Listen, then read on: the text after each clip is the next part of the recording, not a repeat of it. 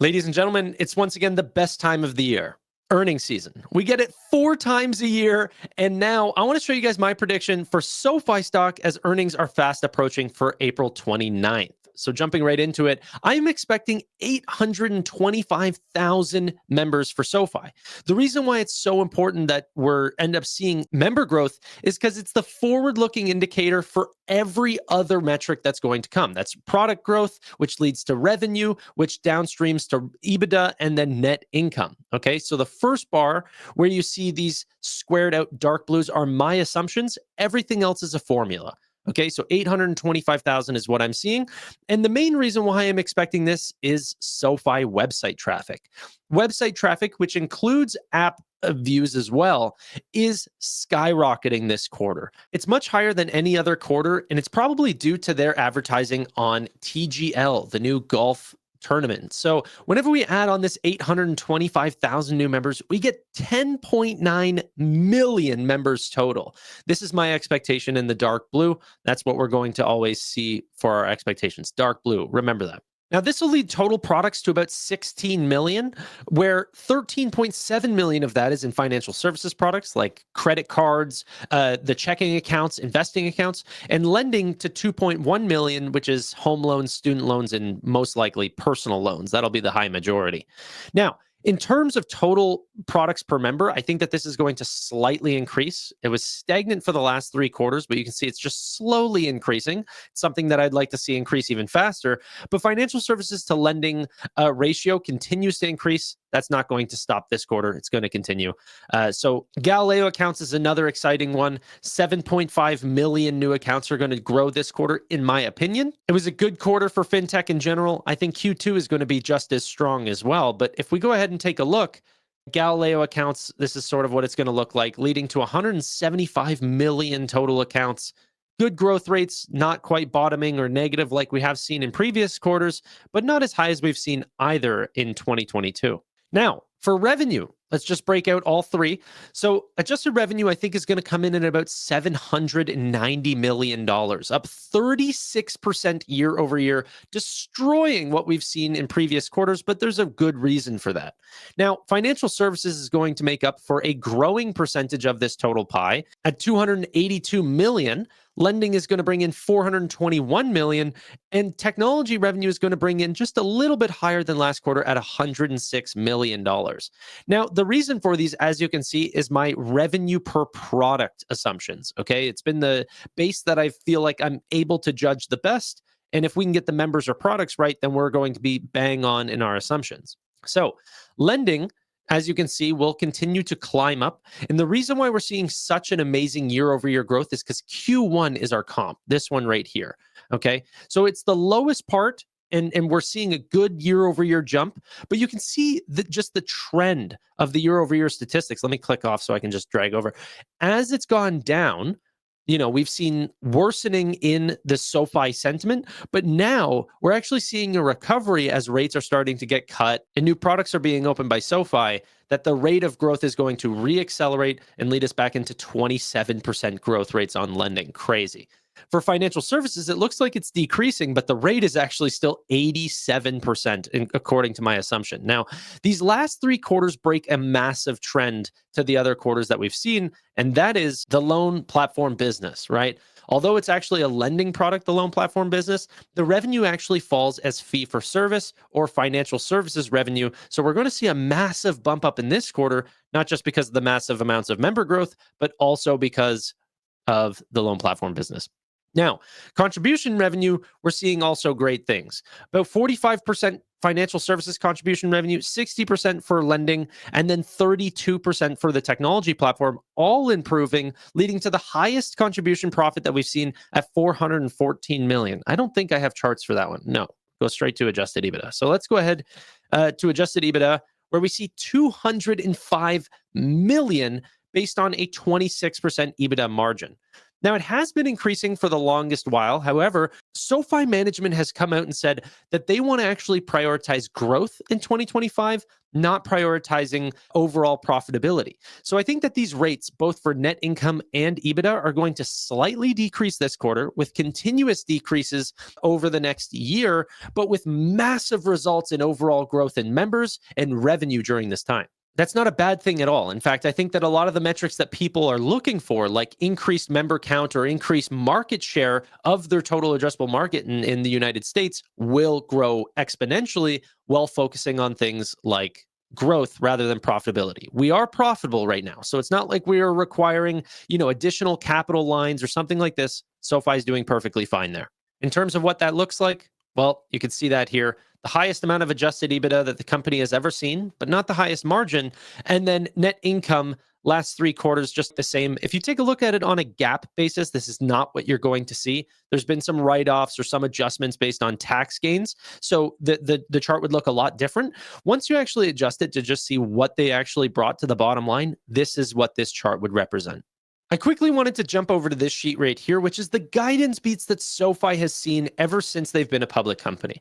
So they've said they were going to achieve one thing, and then in reality, they've actually done much better. And they've done this for every metric of their company for every single quarter. And in fact, if we actually take a look at this chart, in the blue is what they said they were going to do. In the orange is what they actually did. This was for revenue. Every quarter they've ended up beating. Okay. For EBITDA, same thing. Even in the quarters where they've expected negative EBITDA, they have improved that and actually been positive for multiple quarters in a row. And so they've outperformed every single quarter. So in this most recent quarter, I see no difference here. What they are going to say they're expecting is $735 million. And I suspect they're going to get about 790. For EBITDA, they suspect 180 million. I think they're going to get 205. For net income, they suspect 35 million. I suspect 63.3 million. So what this looks like is this. About all 3 metrics are going to outperform. Revenue beating by about 7%, EBITDA beating by about 14%, and net income beating by about 80%. Now, in order to help how I break down SoFi, I also wanted to do a product prediction breakdown. So about 16 million new products are going to come into SoFi.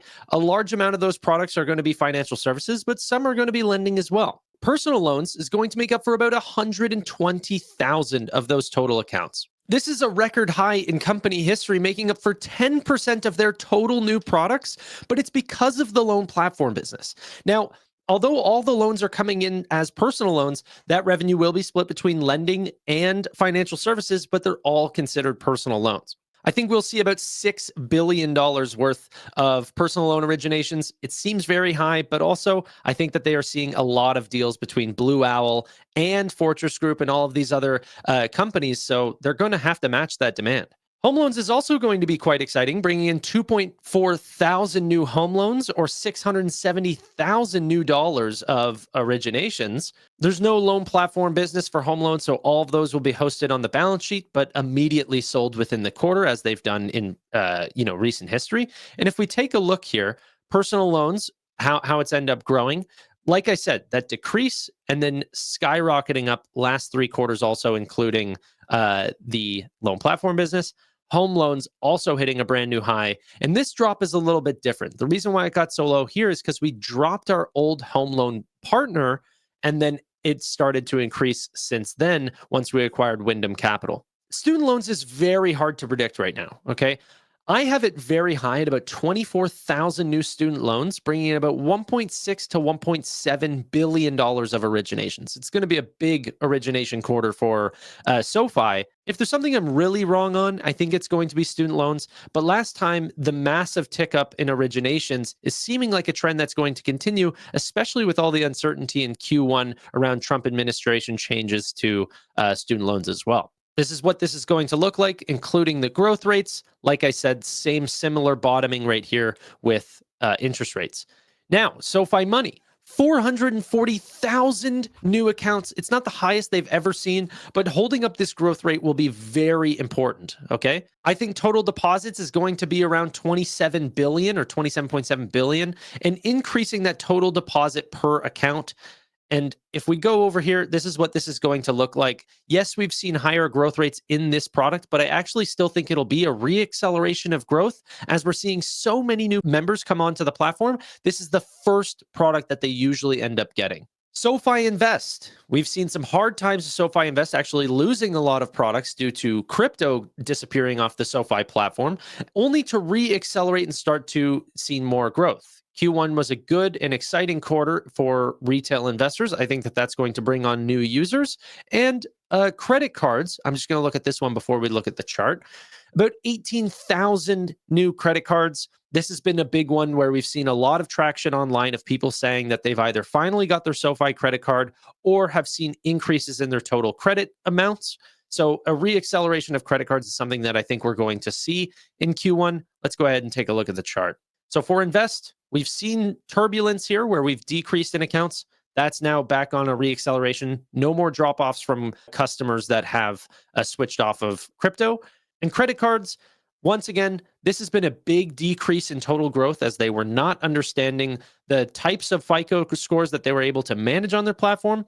That got handled. Defaults started to fall, and now we're seeing a re-acceleration in growth. I think that'll continue. Now, for our next two, referred loans are loans that people want on the SoFi platform, but SoFi does not want. Okay. This is a really interesting one that I think is going to decrease and eventually actually end up disappearing. Okay. There's a certain amount of loans that SoFi right now cannot handle that eventually they will be able to handle on their own loan platform business. We'll not need to pay a third party to do what SoFi can end up doing themselves. However, we're in a weird period of that point where we cannot handle every loan. And so I still think we'll see probably what we did last quarter. About 12,000 loans will be referred out to the Pagaya program, which will be then bought up by, B-list lenders and stuff like this, but a decreasing amount of total new products. And SoFi Insights, where people go to check their credit scores and do all that good jazz, this is an amazing product and seeing amazing cross-sell. Once again, I think that that'll see a lot of growth, if not even more than what I'm suspecting.